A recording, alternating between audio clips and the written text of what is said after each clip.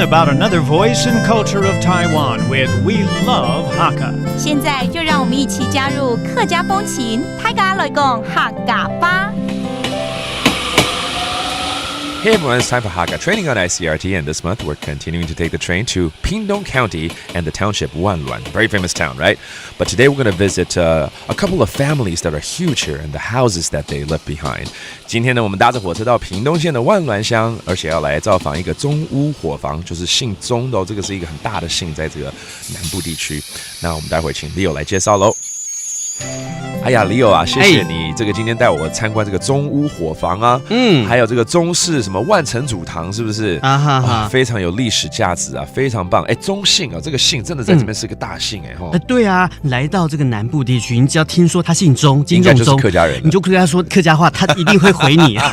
感应哦，对啊。哎，不过我们现在要去的地方又是另外一个姓氏哎，刘氏宗祠是吗？万峦有一句话叫做“来万峦没到五沟水啊，就不入流啊，不入流就是不入流啊。”你有没有听懂？入流跟入流这个姓。是啊。那为什么叫做五沟水啊？我跟你讲，这个地名的由来就是因为这边有很多的水圳啊，早期灌溉的水圳嘛，所以会有头沟水、一沟水、二沟水、三沟水、四沟水、五沟水。但是你知道吗？五沟水这边有很多的老的伙房在这里，所以它就变成了一个聚落建筑群。了解。这个五沟水客家聚落群有三大特色哦，一个就是佛房窝，然后再来就是八拱庙，还有呢就是水圳，就是个沟嘛。对啊。了解。你来到这边，你会感受到很浓的客家风情。你看那个红瓦、泥砖呐，还有门楼，非常古色古香啊！真的要谢谢这两大家族，钟家还有刘家。不是谢谢我对，还要谢谢 Leo 啦，赶快带我去参观了，好不好？好，走啦。There's a saying in Pingdong's Wanluan Township: if you haven't been to Wugo Shui, you haven't been to Wanluan. This is because the Wugo Shui settlement is home to the Liu Ancestral Hall, which was central to the area for learning and culture since being built in 1864.